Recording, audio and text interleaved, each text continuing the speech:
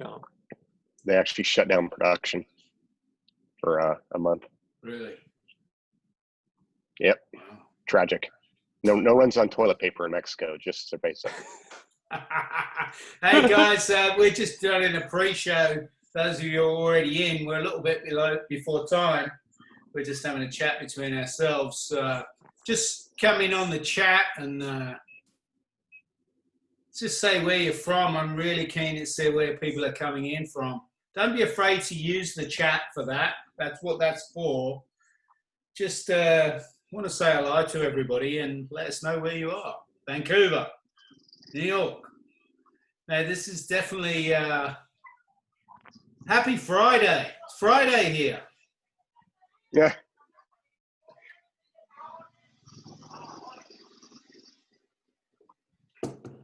Great. We're over 100 people. I'm happy. Yeah, Gino is here from Peru. Gino. Hey, man. Yeah. Wellington. Wellington. You got it. That's Wow. it's late there, like you, Warren. Yeah. Toronto. Yeah. Well, it's nearly early morning there in Wellington. The sun might be coming up. Florida. It's good to see so many people. Yep. We're still a couple of minutes off, so we'll just hang here and chat. It's very green there, John. Do you have much rain there?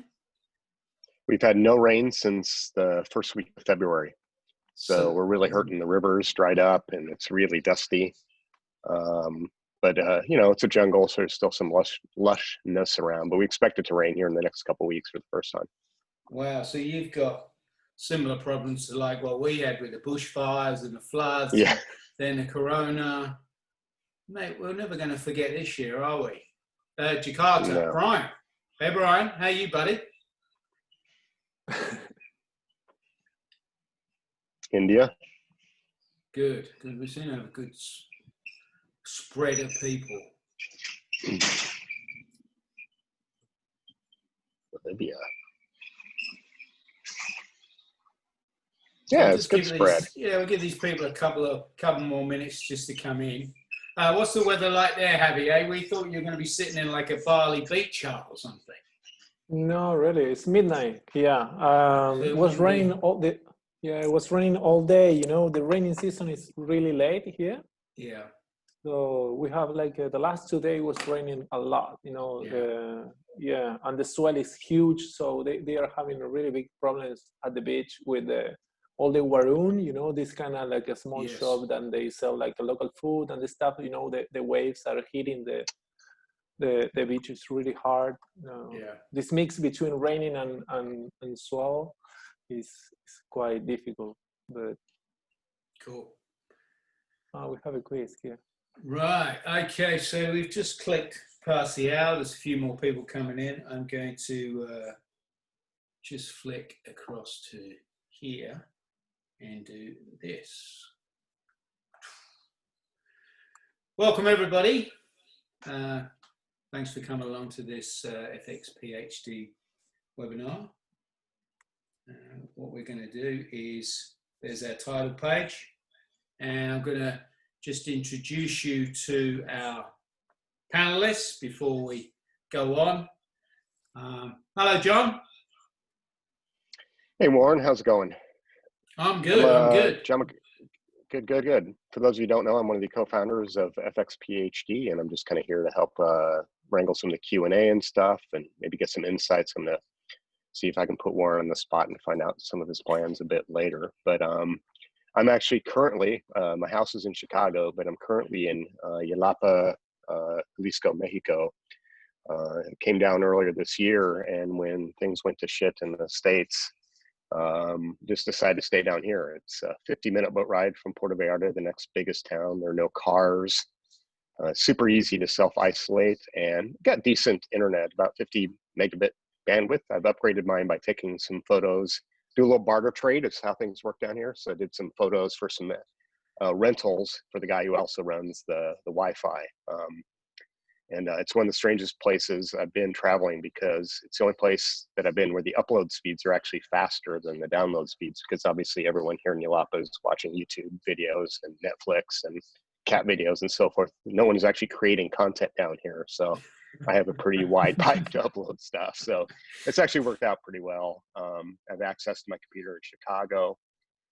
A couple of files I've wanted on some LTO tapes, you know, that were a little too tough to have the construction worker guy who stayed at my house load up my LTO archive and get that done. So I'm just done without. But, you know, for the most part, it's been going pretty well down here.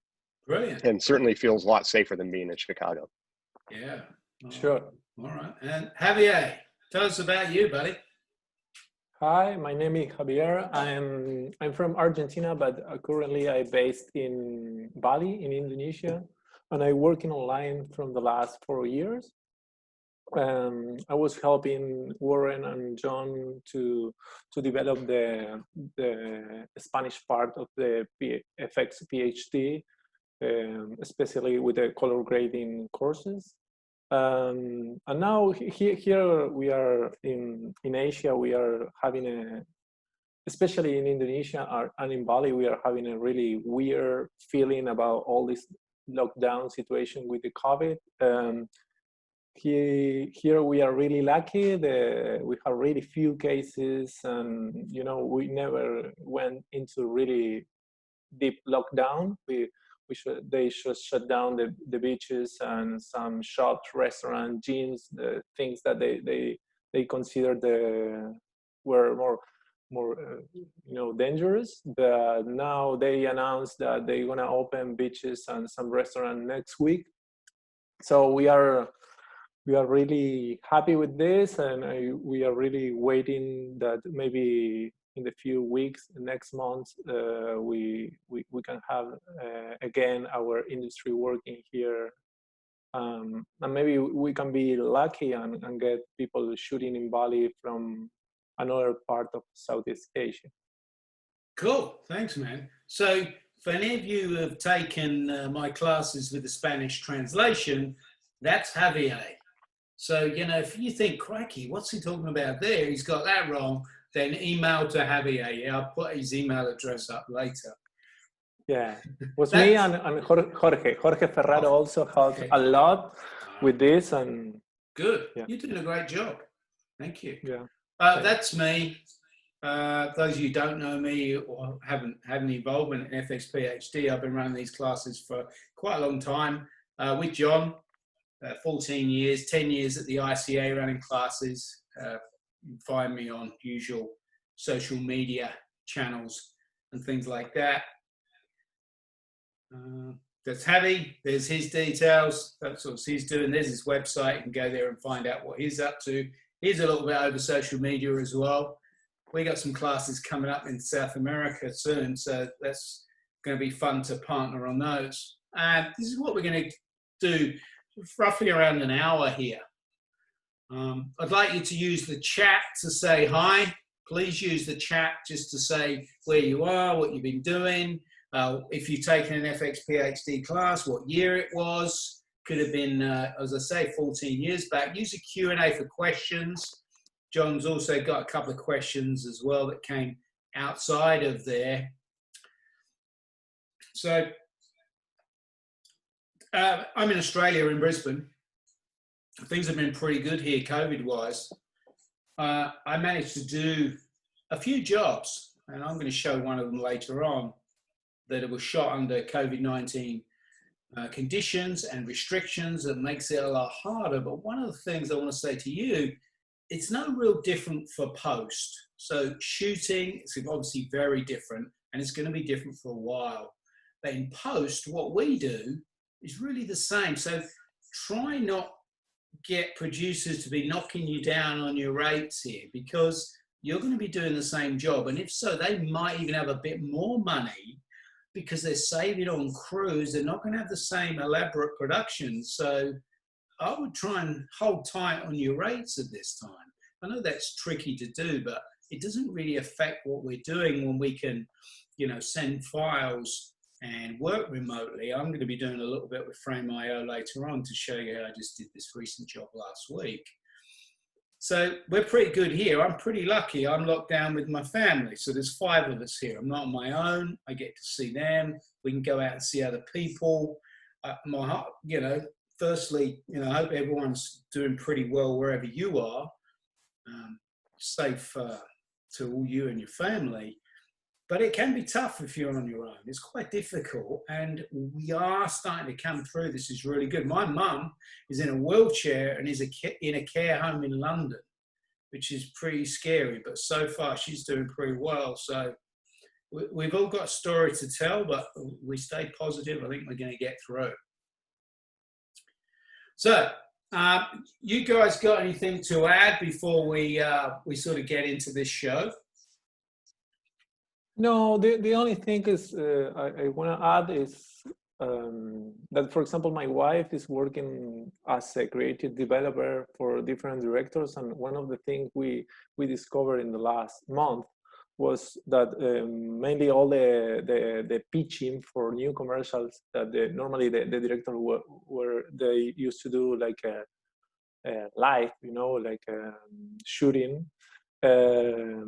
Was stopped, but all the animation, CGI, and this kind of things is growing so fast. So I think that the companies are shifting the budget from live action to try to do things with.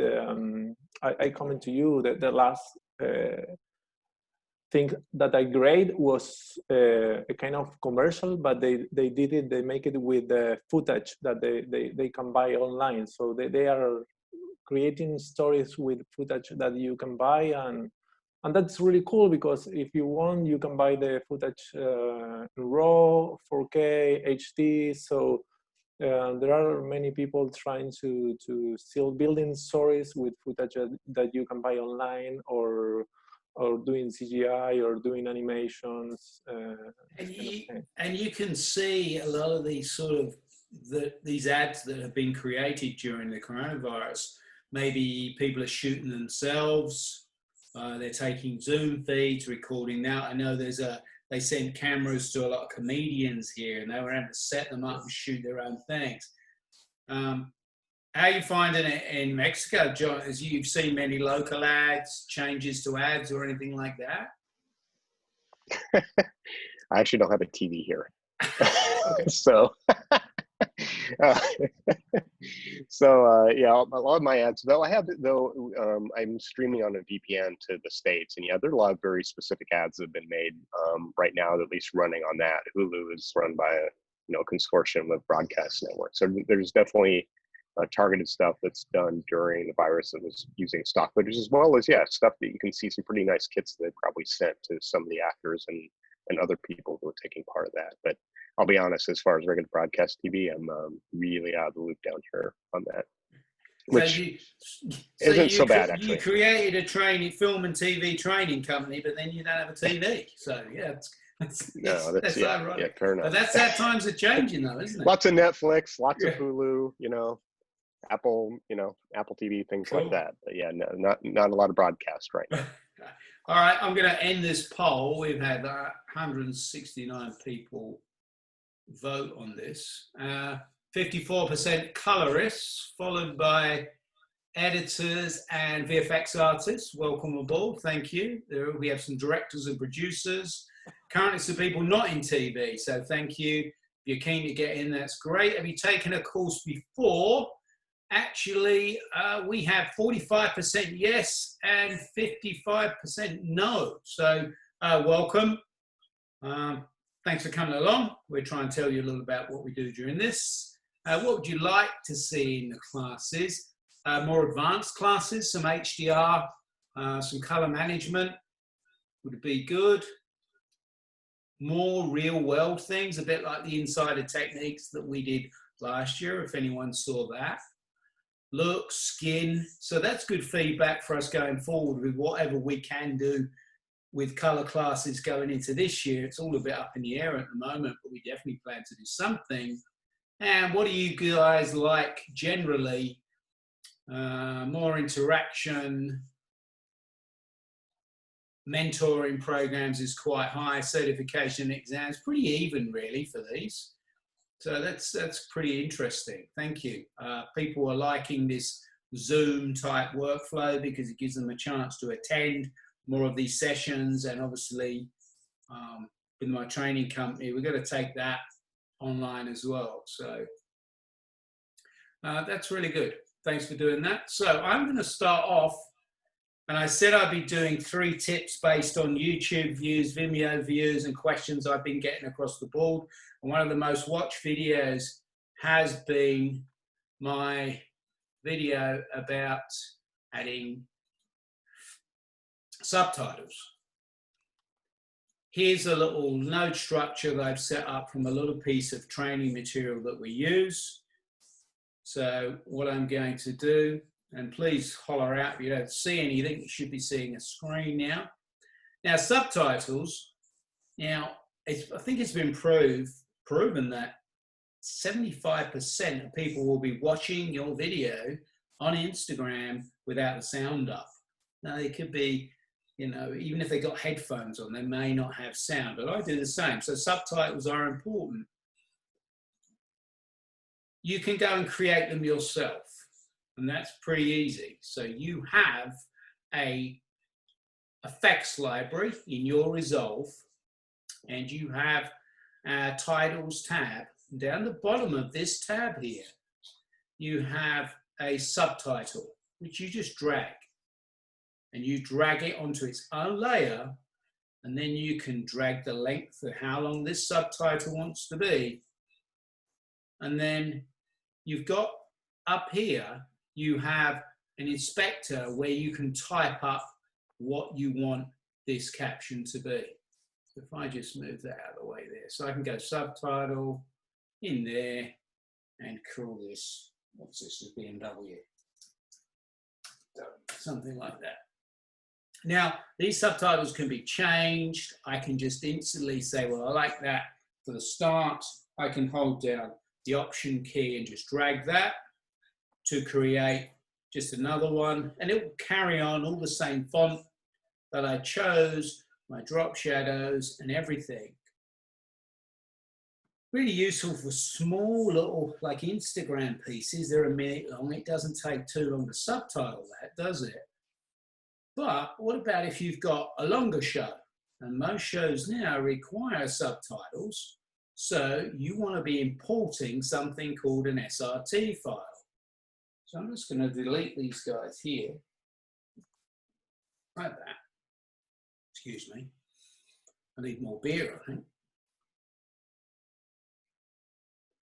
Now, an SRT file is created by somebody who sits down and transcode. This is a bit like what Javier does for my training. So they have to listen to the person, what they say, write it down in either English or the language if they're translating it. I've created an empty bin here, and I don't have an SRT file. Now, it's not media, so you won't go finding it in here. This is a media browser. So you see clips and images. You have to import the subtitle file, the SRT, by right-clicking on this area here and import subtitle. And it's called there, C19 subtitle. And it will come in and you won't see any media attached because it's just text. Edit. And I will drag my playhead to the beginning. And then all I've got to do is drag this guy down and place it there. Now, people have said to me, well, how can I get it in sync? Because there's no subtitles at the front of the film. And normally there's not, because that's titles. So the person who made this just put a dummy subtitle right on the first frame of video. This is a dummy, remove. So if I drag that right to the beginning, everything else will be in sync. So what I can do is then delete that. The first bit will not have a subtitle. Let's just do this for you. Let's go give you slightly a little more real estate and then just play this guy down. So we don't get subtitles, then we do. So if I play it from there, you can see these subtitles. Now I didn't make those. Somebody else sat down and made those, put them into what's called an SRT, and I've just dragged it into here. So it's pretty nice. I use it for mine, and it's quite simple to use. It does have a track layer as well, so you can change the whole font on this. You can make it all bigger, all smaller. or you could do one at a time and break them out. Javier, I'm going to stop sharing my screen, young man, and I'm going to let you have a turn. Please remember, if you've got any questions, sorry, Javier, questions go in the Q&A, general chat goes in the chat pod. I'm going to have a look at that now while Javier is showing you this next tip. Yeah, there's a interesting question from Spencer in there. All right, well, let's have a go at that after Javier's done this one. Can you see my screen? We can. Yeah, perfect. What I want to show you, I think the idea is to show things that are exciting. I think this is one of the open effects I use most when I'm grading, and I think it's really useful and can be really creative. The name is Light Rays. It's an open effect that we can find here, open effects, light result open effects. It's quite simple in a way how to use it. You can choose the source material. You have a threshold here, so you can choose which highlight do you want to use, or do you want to select. After that, you have another pass, so you can see the right, and you can modify the light by angle or location. I normally use angles, and you can move it around, you know, and you have the length, the softness, brightness, and you can add color to this ray. So in the way I use it, obviously here you can go again to the final image, and you can see that you can add these extra rays that you didn't have it during the original shot. This is the original shot. This is the raw materials, and this is what I have after using this ray. In the way I use it in this movie, especially, was because there is a lot of like lights playing because it's a show. He is a singer, so we add these rays here for the warm light that we have in the background, and also what we add is another here. I put a shape, a power window. So because I know we want to crop CinemaScope, I use this window with a white background, so I can fake another light, and I can animate this light during the shot, and I can do whatever I want, because I'm still having image here, but in the final export, I know that we don't know gonna export this thing. So the original shot is this, and with all the light rates, you have this effect that I think is quite cool and pretty different than the original one. You can add a color to the ray. You can use it in different ways. For example, this is another example. This is the original shot, and this is the shot that I grade. And in the way we use it is try to help this idea of outside is snowing, and this guy is inside working and making a wig. So we have this effect. The window is spilling this like a foggy effect into the interior from the exterior. You know. Javier, yeah. I'll ask you a question now.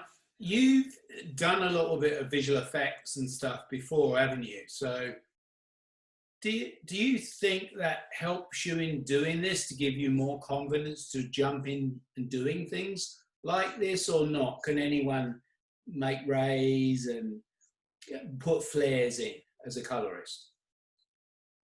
Yeah, I like to do it because normally you can get some you can add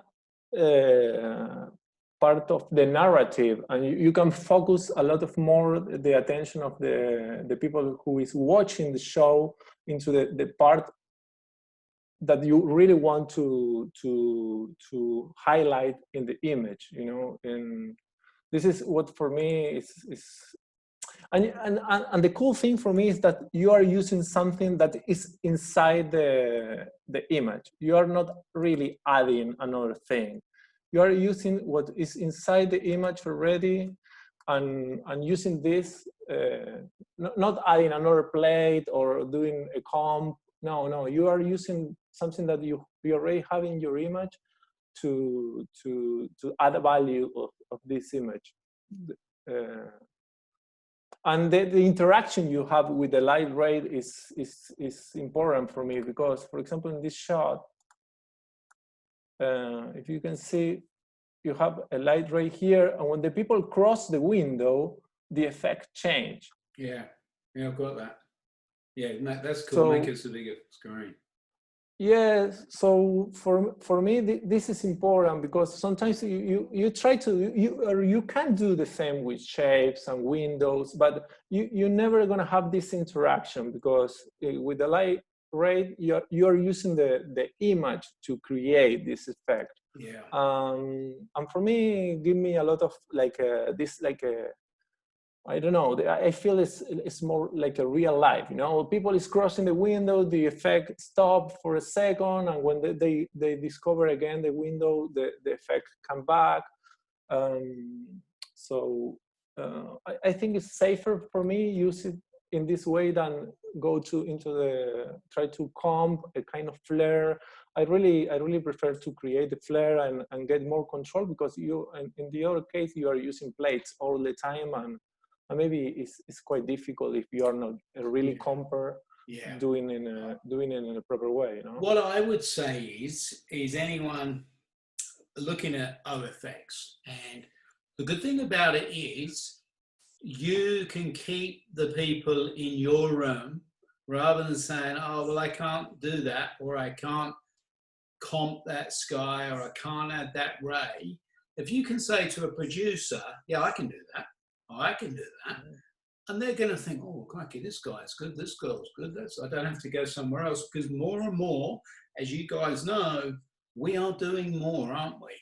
With touching into a little bit of visual effects as a colorist, and editors are stepping into color, and DPs want to color their own thing. We're all doing this. So it means you can keep person in the room. Potentially you can bill more, which means, you know, you're going to garner more money at the end of the day. So, but be confident. Don't jump into something with a client if you're not so confident.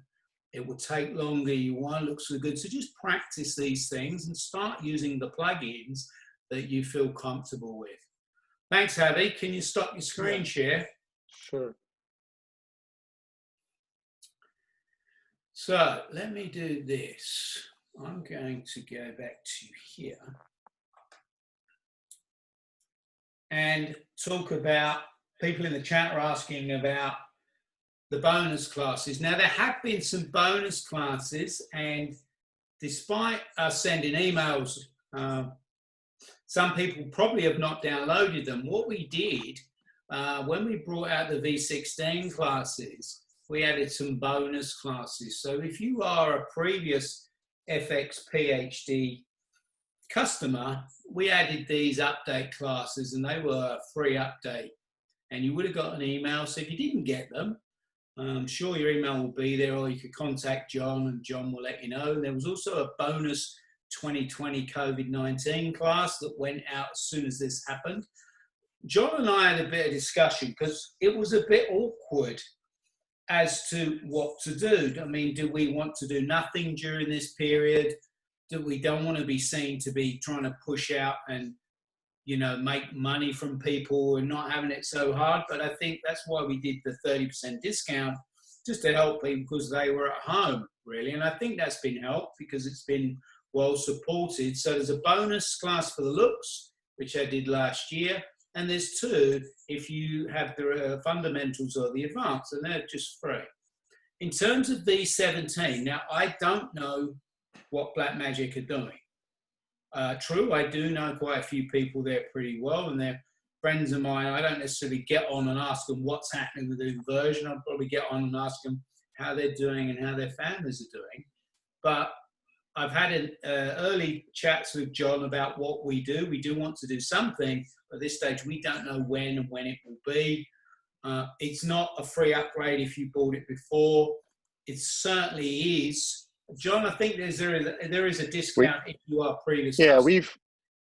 Yeah, there is. We've done discounts in the past. So we've done, for those of you who've purchased the previous versions of, or any versions of it, it's been a 40% discount, which is pretty substantial. And then I think, I don't remember the specifics, Warren, but like if someone happens to buy it within 1 month or 2 months of the release, then I think we do a free upgrade. But at this point, really, it's pretty far in the future when that release is going to be at this point. But every year, every new version that Warren has done, we have offered a 40% discount on the new courses. Great. All right. So yeah, there's a few. I noticed a few in the chat about that. People seem to be enjoying them, so it's good. We'll make them and make them differently. And look at that survey is really useful as well to get your feedback on what you want to see in the training. As I often say, I sit and basically talk to myself for a week. So I want to make it interesting, don't I? Otherwise I go mad. It's funny because I end up recording like a 20-minute, and I say to Jim, and Jim shot all of them since the beginning. How was that, Jim? And he goes, yeah, it was great. And I'm thinking, really? Was it? You have no idea after a while. Anyway, I want to talk about show reels. So I'm going to go and share my screen again. Show reels, maybe not so important right at this minute, but they are going to be important as we go forward and we start to look at what's going to happen when we come out the other side of this. So I've got in here a couple of, not in that one, where are we? Yeah, I've got a timeline that I've built from some features that I created a while ago, but I never got the master for it. Now, all I could get from the DP was like a Vimeo version. Now, I would always say, if all you can get is just like a lower quality of ProRes LT, it's always better to have something on your reel, because remember, most people are only going to be watching it in that quality anyway. Sure, if you can get a really nice master, you colored it, you can get it back, and then maybe you want to grade it very slightly different for your reel, because you can. As long as you're not completely changing that look to put in your reel, there's nothing wrong with going in. So what I've done here, for some reason I never got these at the time, and I'm going to make a little bit of a montage for a drama reel, and I may include a bit of the sound. So one thing that I've done, if I just do this again like this, I've selected a few shots to grade, but I put markers. You can see these markers here, and you can jump to those very easily by holding Shift up arrow, like that. And this is a timeline of a couple of 100 clips by Shift and up arrow. So this one, I don't mind how it was graded originally, but because I'm only now going to be picking a tiny little bit out of this for my reel, I would probably just use a little shape in here, bring up the eyes, and just focus. Because I now know this is just for me, I'll grade it slightly differently. Shift again, down arrow. Now this one is really dark. Now this was a little bit of battle I had with this director who just wanted this film so dark. I still think it's probably too dark. So I would just lift just a little bit more and just bring up the gain here and the gamma. The gamma is going to just bring a little bit of those midtones back through. We just start to see his eyes. And then when I've done that, I'd probably just add make it just a little bit more of a vignette to bring the rest of it down. So never a vignette that you ever would see. And I can then just drop the outside of that there. It's pretty hot here. I'm going to turn my AC on, even though it's like 2:30 in the morning and it's winter. It's quite warm here. Shift. Now this one, really high con, highly stylized, saturated scene.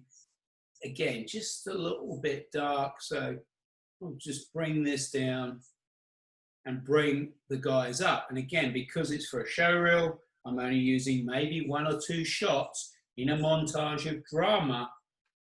It's okay to do that. I'm not completely changing it. I don't want to upset my director or DP when they look at it and go, what did you do to my film? But in context, in a montage, I think that's okay to do that. And even though I'm only working with the Vimeo download, is all I could get, the quality's still pretty good because that's where it's going to end up anyway. We're not talking about projecting on a big screen or anything like that. So I think we're okay in that respect. If I go right to the beginning, one thing I don't really like to see in reels is when people do comparisons like this. So if I do this and I play that, you see like a before and after, and you can see them wiping across each other. Now, the only problem with that is this has been shot by one of your clients, and you're almost going, well, you know, you're not too good yourself, but I've saved you and fixed it up, and I'm quite good.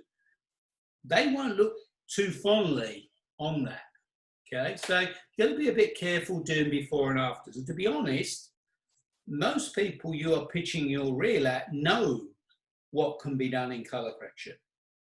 It's not like this is from my What is a Colorist reel when you're really appealing to people who don't maybe understand the industry or clients. This is aimed at clients. So the guy who runs the big DIY store, spend his money on a commercial, doesn't know what coloring is. So he might look at this reel and understand a bit more why a production company are charging for coloring. But in a general reel, the other thing I don't like to see is when people compare log image with what they've done. No DP ever sets out to shoot a log image. It's just the way the sensor captures what the DP has lit, so what he or she has done. So never do that. Put a LUT or like a Rec 700 and then show your grade. Yeah. So there are a couple of things with the reels, but reels are important because we are going to come out the other side, and you want to be ready for when that happens. Mr. Javier, are you still awake? Okay, I'm going to share my screen. Can you see my screen? We sure can, definitely. You're up. Yeah, cool. Yep. Okay, one of the things I would like to share with you is this false color. I'm basically cinematographer. I become colorist because I have the opportunity to find really good mentors in Argentina, where I'm from, like Eduardo Sierra, Eddie Walker. So they introduced me to all this grading world. But one of the things I really miss all the time is, because I am still shooting as a cinematographer, is why the tools are changing all the time for me. You know, I don't really like the scopes in a way. It's not something that is natural for me. Because when I'm shooting, I'm using false color, and when I'm grading, I have to use another kind of tool. I use them. I think they are really, really good when you can use it. But I think one of the things I like is at least have the possibility to have the same tool when I'm shooting and when I'm grading. So because we can do it in Resolve natively, you can add a plugin to do this called Face Color. It's free. you can use like the free version. The paid version has extra options, as you can match the false colors to the color scale that you have in your camera. Maybe if you shot in red, you have some kind of colors, and if you shot in Alexa, you have a different kind of colors. But basically, what this tool does is create a false color in your image that you can watch in the same way that you check your image and check your level when you were shooting. So I found this tool really useful for two things. One is when you have to match shots. You know, normally for me it's easy to put this like a false color inside the timeline, in each clip. So you can use it all the time in different clips, or if you're jumping between clips, the false color is all the time on, and if you want to turn it off, you turn it off, you know. But one of the things I use a lot, this is, for example, this is one shot that, this is the clip, sorry. This is the shot that is graded, and this is the other shot is graded. But when they shoot it, this is the original shot, and this is the other shot. So you can see that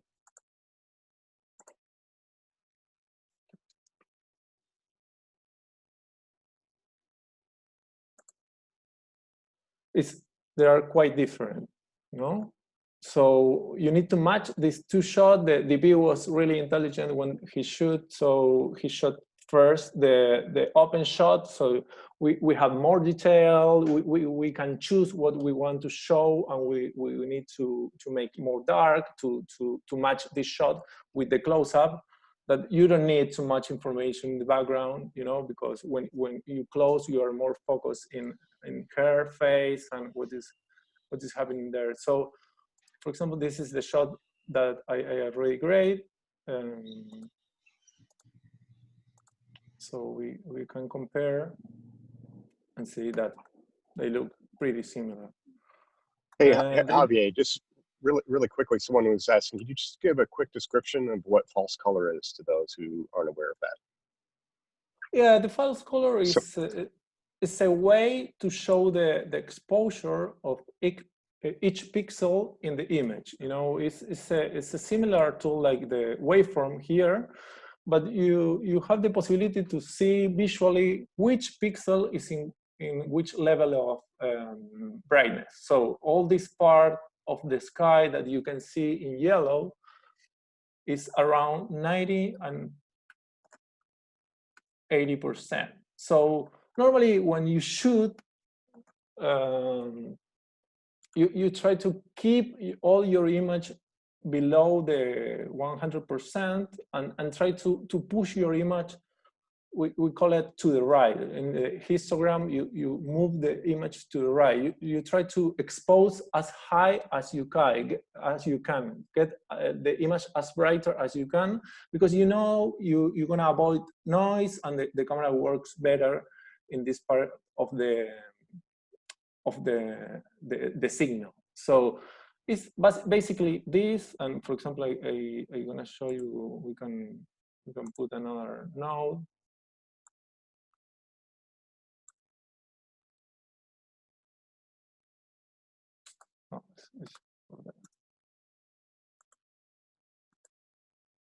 When you do a correction, you can see that the false color is changing. So we can use this to match a shot. For example, these two shots.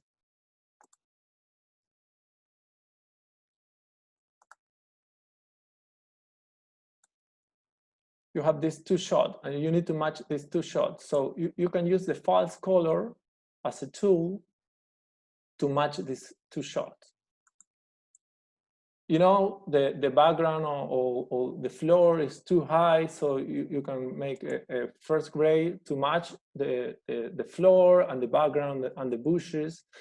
You can add another know to try to match this effect between the sun that you don't have in the first shot, but you will have in the second shot, and maybe you can. This is the gray. So this is a way to get more information about your image and help you a lot to match easier, a lot of easier than for me at least, try to use the waveform that is in a way more complex. Cool, mate. That's good. I've not seen that before. That's nice.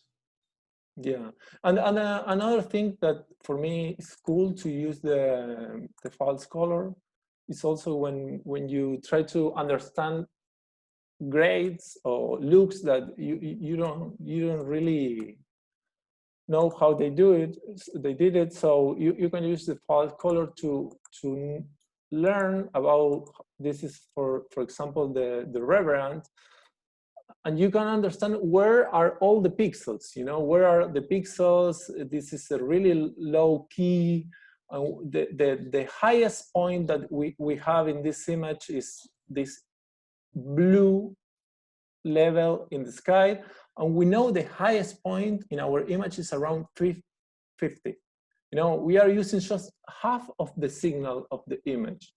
I discovered a lot that many of the image I really like are quite compressed. You know, you think that you have to push the whites until 1 or the shadows really dark, but when you use this kind of tools, you understand that maybe not. Maybe what you like is this soft roll off that you remember from the film days.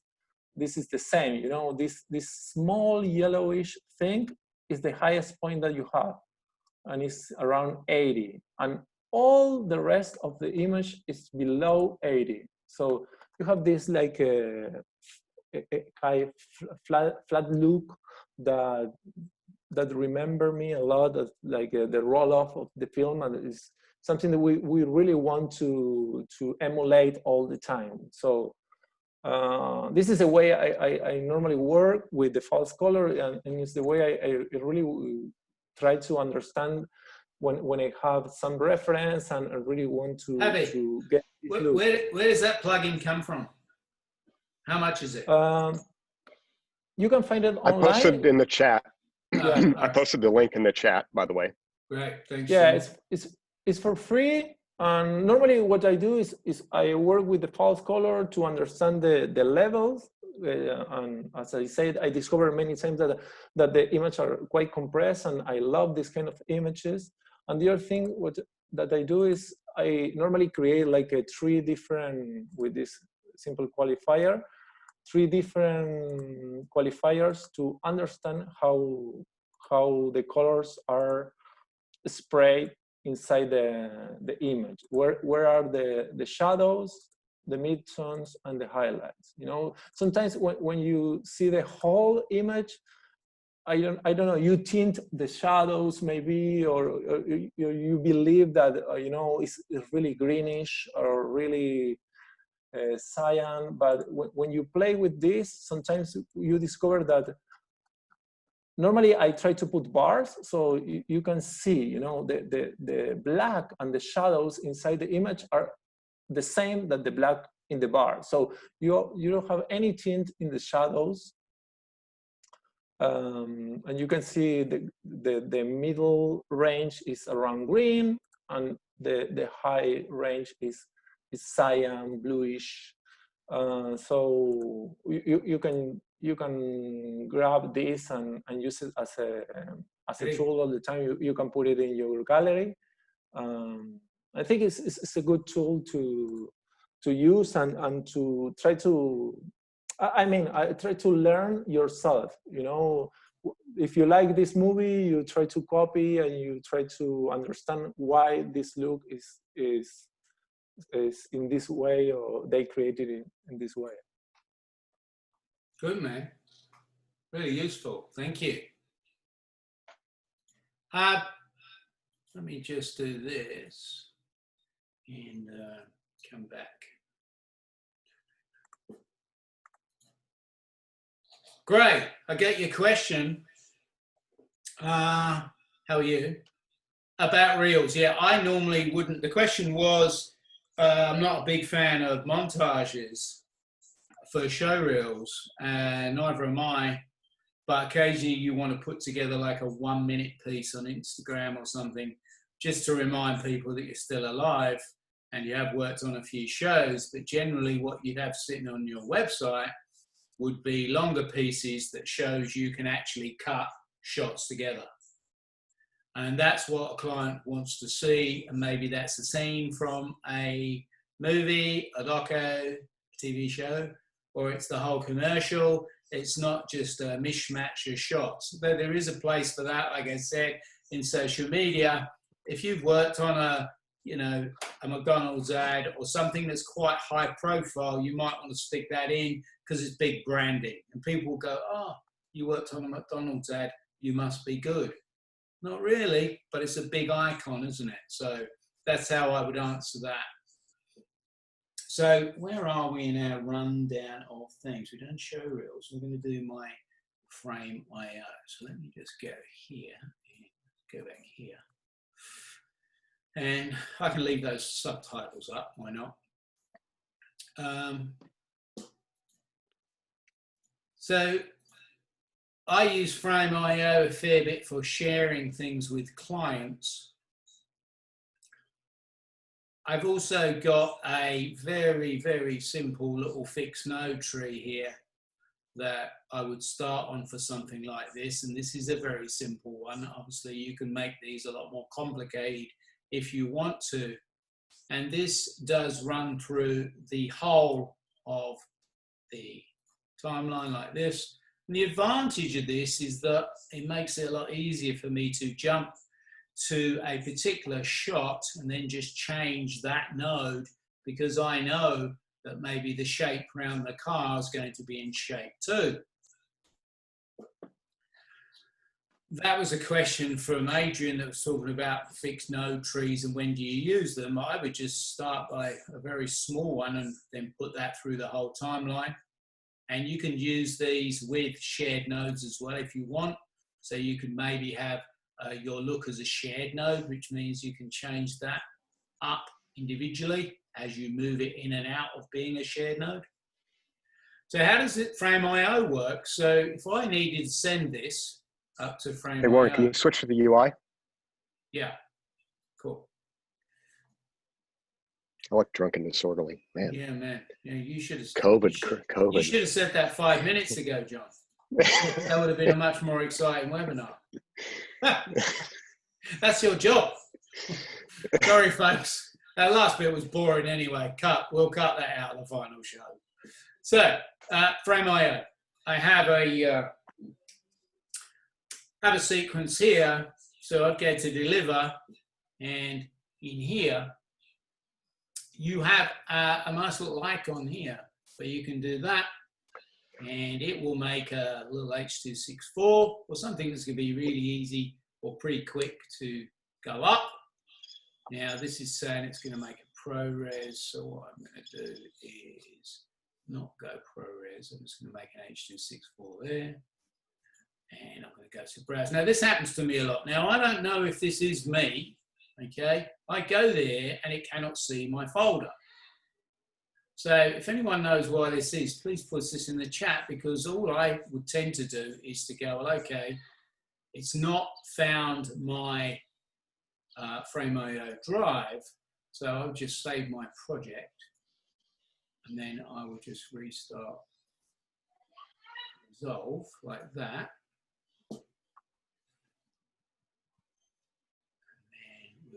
Back. Let's go back and load that back up. And now you're looking at me.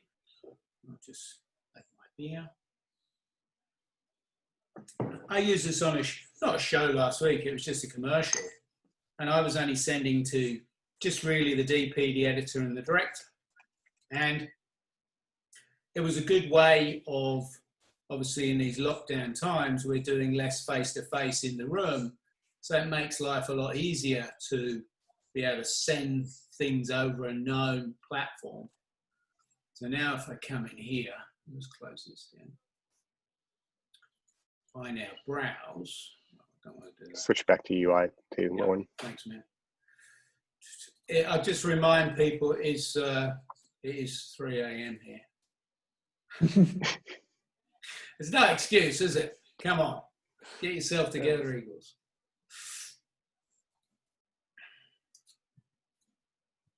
Frame.io.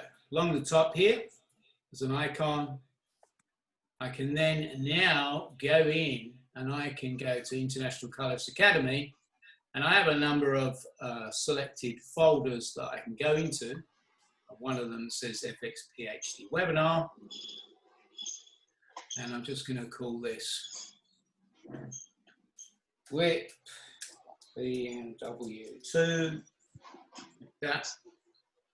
And I'm going to do that.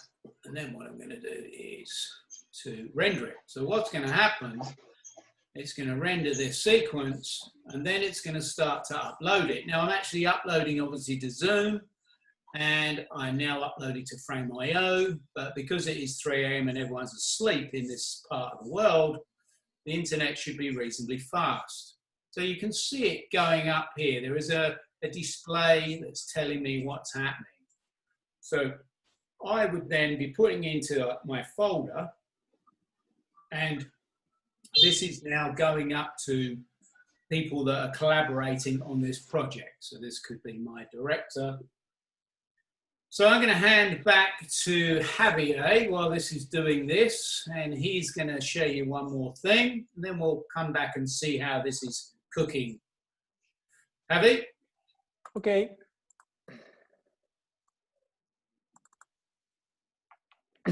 Can you see my screen? I can. Yes. Cool. The last thing I would like to show you is I would like to show this because I have the opportunity to be part in a project that we are using a lot of CGI. So, and I know there are many, maybe there are compers in this webinar. So I'm learning a lot, and I would like to show what I learned a bit about this project. This is an EXR file that I download online. This is not the project I am working, because I can show this specific project, but the cool thing about that is I learn, or I develop, I don't know if it's the proper way, but the same I talked before, you know, how I really want to bring all my knowledge from the cinematography to the grading with the false color, because I normally shoot with the false color. I really want to grade with the false color. With the CGI, I'm trying to do the same in the way that using the mattes that the people from the CGI are giving me to recreate the way I think the light shooting. So basically, as DOP, we have this basic setup all the time, and we talk with our gaffer all the time in these terms, you know, like a backlight, field light, and key light. So for me, it's the most natural way to work and think around the light. So I have the opportunity to get this CGI head. So the CGI came with this light, you know. This is the light that they put when they render the CGI. But the cool thing is we have the opportunity to have different passes, and in these different passes you can modify the light, and you can get mattes from this EXR file. So you can bring these mattes to the grading. You don't have to use it just in Fusion. You can use it on the color page also. If you don't remember how to add the matte, you have to find the EXR file in your media browser and add to the media pool as a matte. So when you do that, you can go to the grading palette, and you can open here and you can see all the different matte that the people from the CGI give you. In this specific project, they give me around 50, and they told me that you play with them and you choose what are useful for you. You have plenty of different mattes that you can use. In the way I use this right now is I try to recreate the way I think the lights when I do filming I do cinematography. So I recreate this key light, backlight, and fill light. So if you can see, the mattes are similar of the way that you light when you are on set.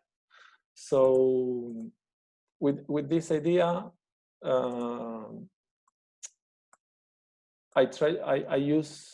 I found different backgrounds, and I relight the same CGI, the same EXR file with different backgrounds, and try to emulate in the head the light that I found in the background. And all these backgrounds I found online, many of them are part of video games or like a stock footage, whatever. But you can see here, for example, you can almost invert the direction of the light. So you have a lot of control around the lighting, about the grading. Normally, if you want to do something like this in grading, never you're gonna have the kicker, the backlight blue and the key light red. You always are gonna dealing with, you know, mask and qualifiers, and obviously you're gonna have some values here that are the same values that you have here. So you're gonna have bluish tones here. But using this technique, this way of get the proper information from the CGI, you can relight the same model, the same render plenty of times, and you can have a really good integration with the background.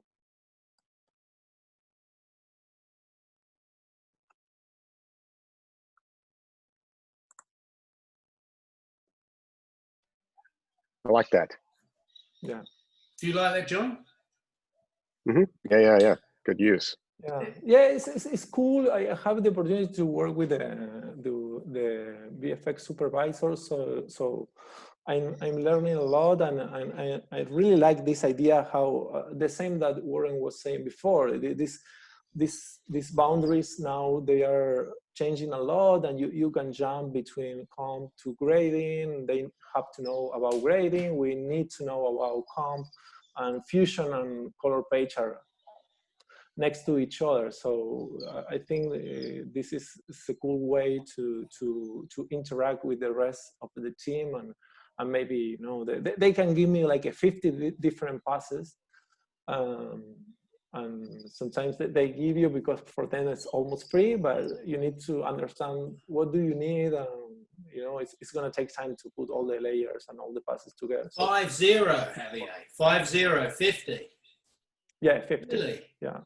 No, but they give me all the passes, and told me that, you know, you play with them and get into it, and you let get me paid, know you what get paid, are you. You get paid by the hour. Yeah. We are choosing previs right now, so we are learning, and we are developing how we want to work. But for me, it's amazing, because I didn't have a lot of experience around CGI, so have like 2 or 3 weeks before that I really need to start working. It was really useful, and all the things about how to use EXR matte in Resolve was quite difficult to find online, so it's something that I really want to develop. I would say that you could say the same, similar with color management and DaVinci Resolve color managed or ACES.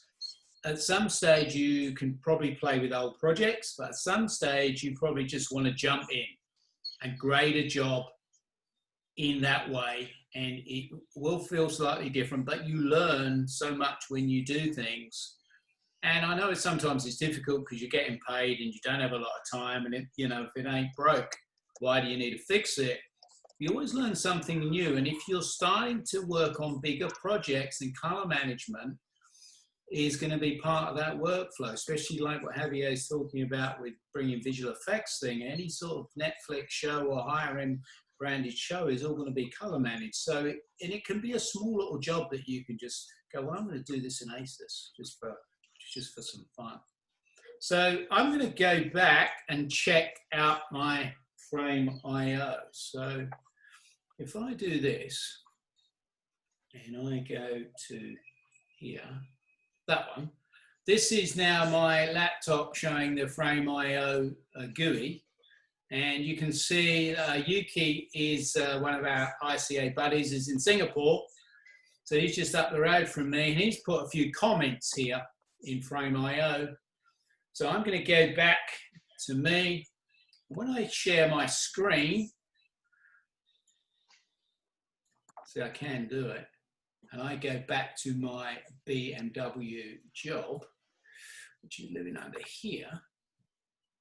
What I can see is, I'm going to have to share my screen again.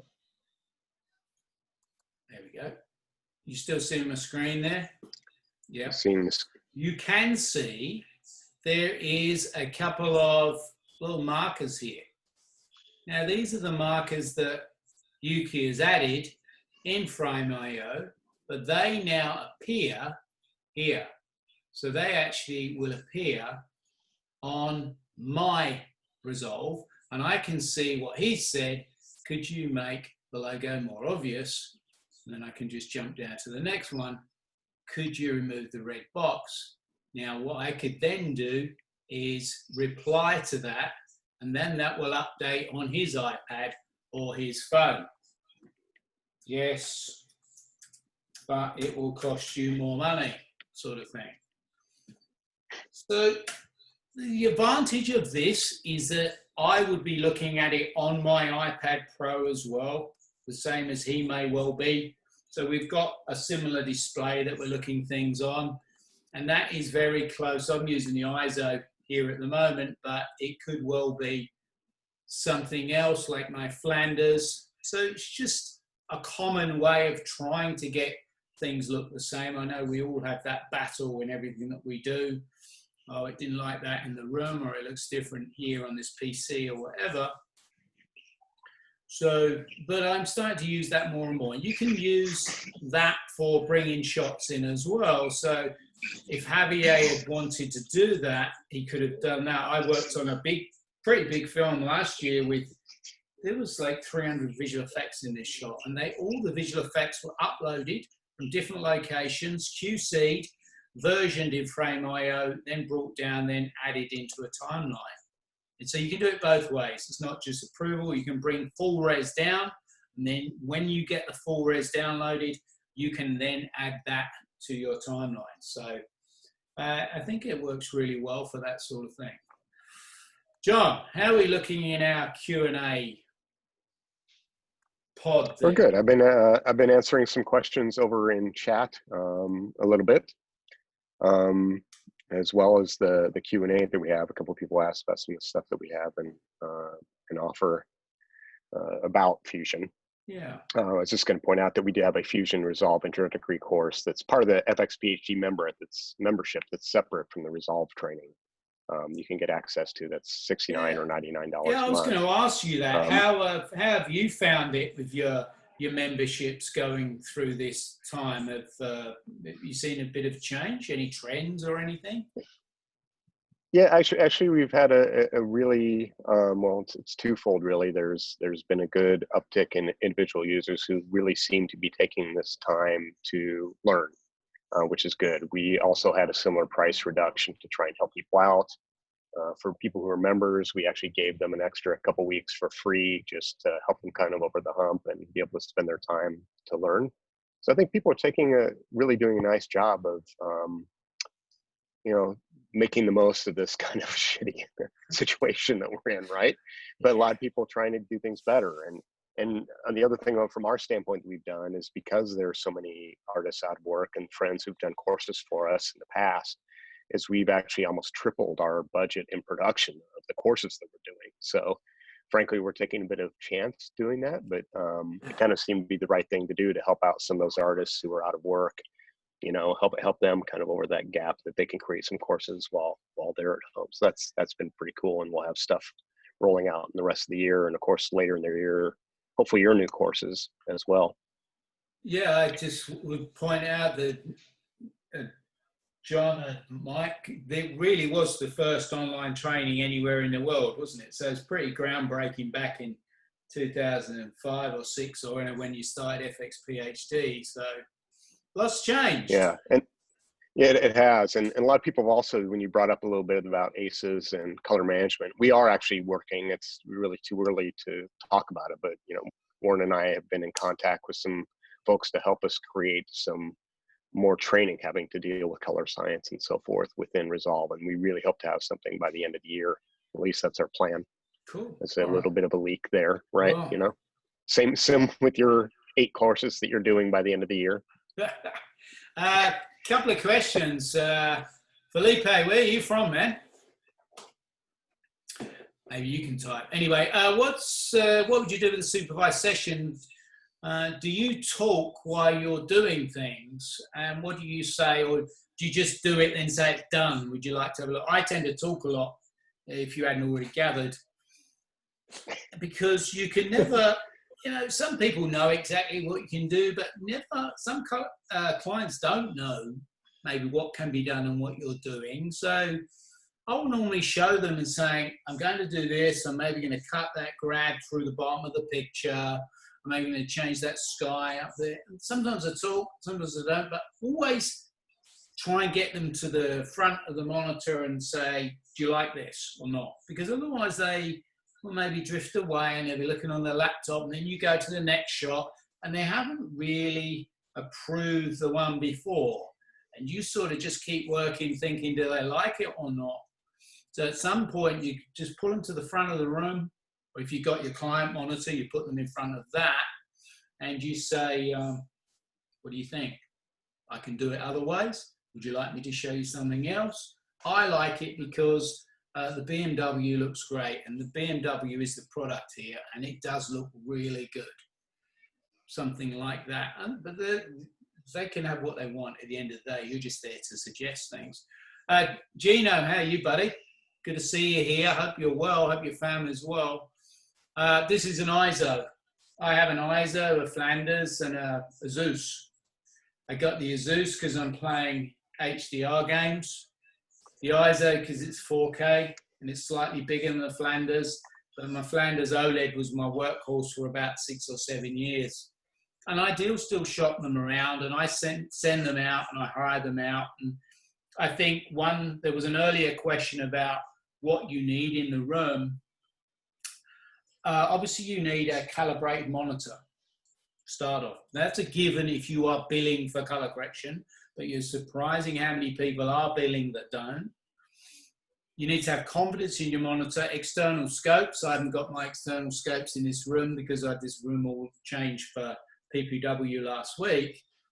Obviously, the hardware to run Resolve, Mac or PC. Panels.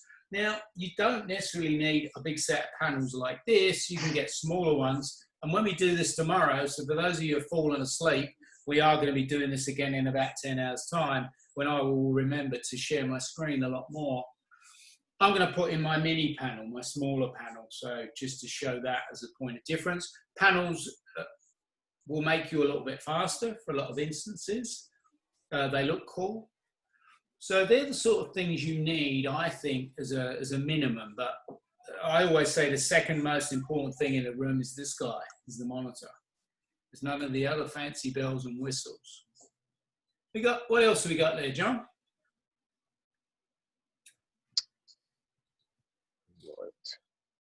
Javier? Yes, sir. Any questions that you've seen in there that you want to answer to the good folks out there? Let me check.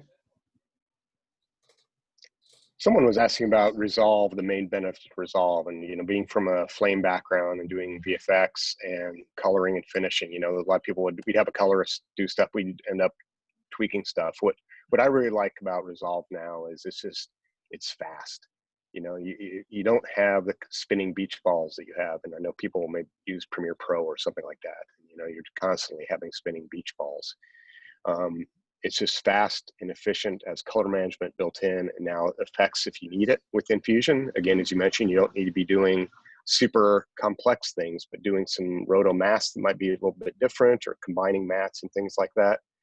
I mean, I've leaned to starting to edit in Resolve. I mean, the edits that I do are relatively straightforward, but I just find it performance and tool set from my standpoint. But obviously, Warren, you've been using it for ages, and Javier, what do you guys think? I'll answer first. I would say that it's become a real Swiss Army knife. And for the high end, there's people that are obviously asking for more. I don't know what they're doing in 17, where they're adding more stuff from the color side, the editing side. They could be changing the GUI. I don't know. At the end of the day, it's your choice what you use. There are other choices available. If it ticks the boxes and you can feed your family, that's fine. If not, and you're frustrated, and this has always been the same, that other softwares are available. And some that are probably definitely more tailored to color correction, like say Mystica or Baselight, and they are more focused on just doing color. Whereas Resolve started as a color box, so it does that very well, but it also does all these other things. But the most important thing, and I think Javier will agree, is learning how to color is more important than the software.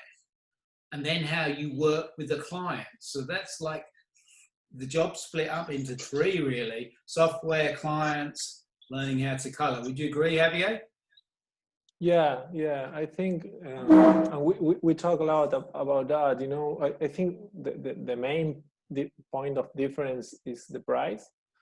And normally the people don't think too much about that, but if you really have to start with a really professional color grading software, Resolve is the only option you can find on the market. So for me, it's this, you know, I have this feeling, the same feeling I have with Red. You know, they allow me to become a cinematographer and shoot in full frame and in a way to see how is my image through a professional camera, through a professional lens. You know, before that, all the cameras were like a really small sensor. You can have the depth of field that you wanted.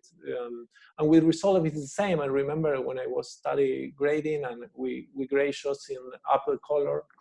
And when the first Resolve software appeared, and you know, was completely different. And I grade my first thing in Magic Bullet inside Premiere.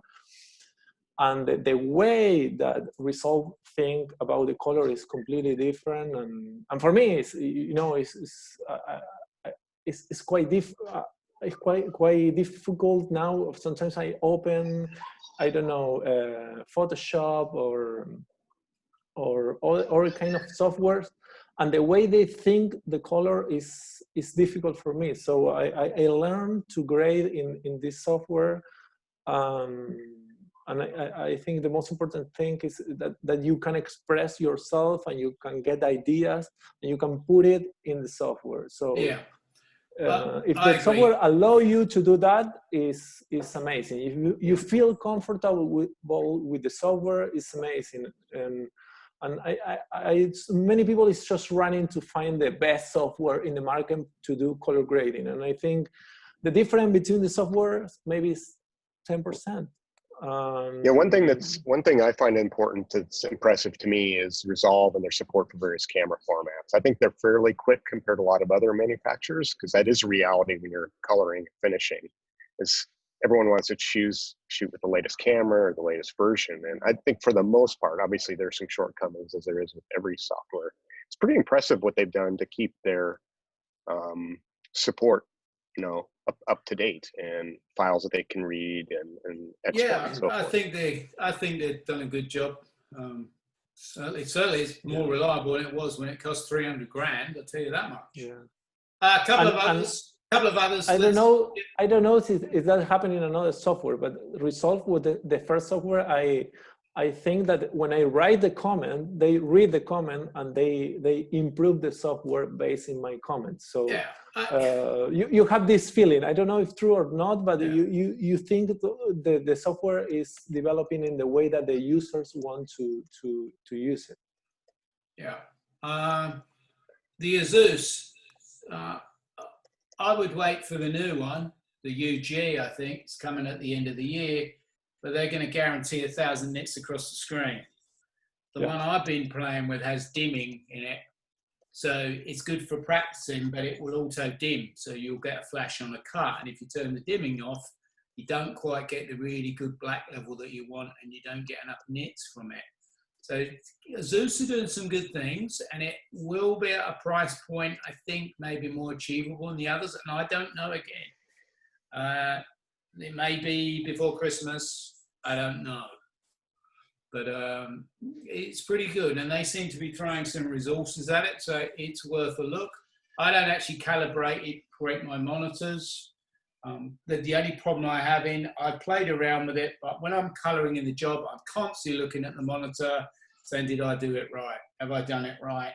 And then I'm not thinking about doing the job. So I have a guy here that comes in, and he comes in about every 9 months, I think, looks at the monitors and goes through them. So I don't do it, but there's plenty of softwares around, probably portrait displays, Calman, Light Illusion, X-Rite as well.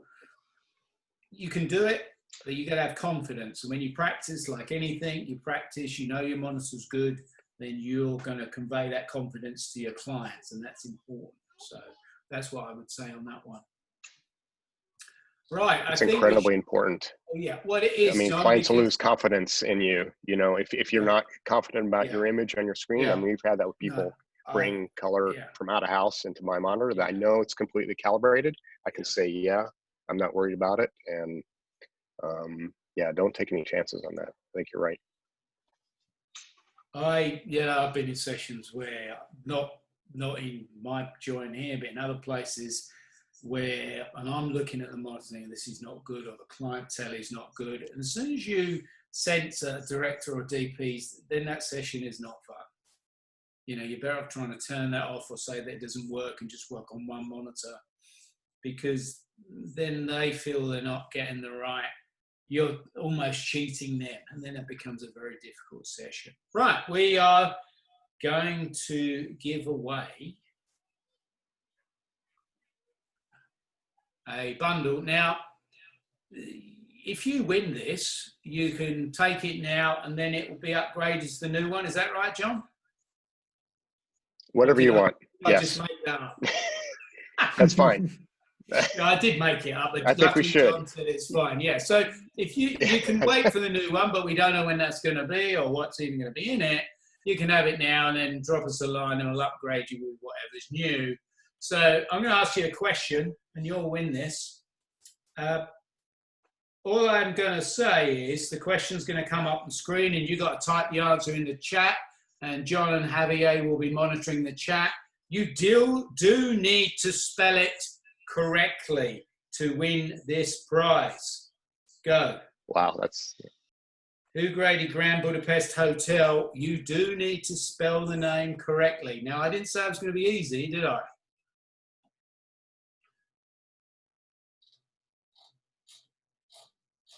Have we got any coming in? Gray got it. I don't think I got it. Oh, I knew it. I think Gray got it if the spelling's right. Though? I believe so, yeah. Did he? Really? Ah, good. I like Gray. Yeah, you know, Stefan doesn't grade everything. Yeah. Yeah, you can probably, you know, I don't think you need my classes. Oh, no, wait. Oh. Yeah. Actually, there was one before Gray. Wow. I missed that. Oh, yeah. Let's see it. Spelled correctly. No, different spelling. Now you're going to have to Google. No. Oh, yeah, you're right. Sorry. Yeah, missed an L. Oh, okay. Warren, a stickler for the details. Yeah. No, I mean, I would have trouble spelling it. Yeah, I had Me too. trouble spelling Grand, let alone Budapest. So who won? Who won, John? I believe that would be Gray Marshall. Well done, Gray. Good I believe work, I have buddy. your contact information. Yes. Yeah. Yeah. Pass. All right. Well done. Thanks very Big much. So pass. I want to say thanks for everyone for joining. Thanks for John for obviously helping to get this on. Thanks for Javier from Bali. And it'll be sunny when we do it tomorrow. So you'll be out on the deck. You'll be able to see the beach behind you. Yeah, we can change the background tomorrow. You change the background. I'll do it. And mine will be dark as night behind me. I'm full of bugs. Opposite. Yeah. All right. Thanks for joining. Mosquitoes. Okay. Cheers. Thanks for joining, everyone. Catch us online, and we'll see you in a few hours. If not, we'll see you next time. Thanks a lot, fellas. Bye. Ladies. Cheers. Thank you. Bye. See ya.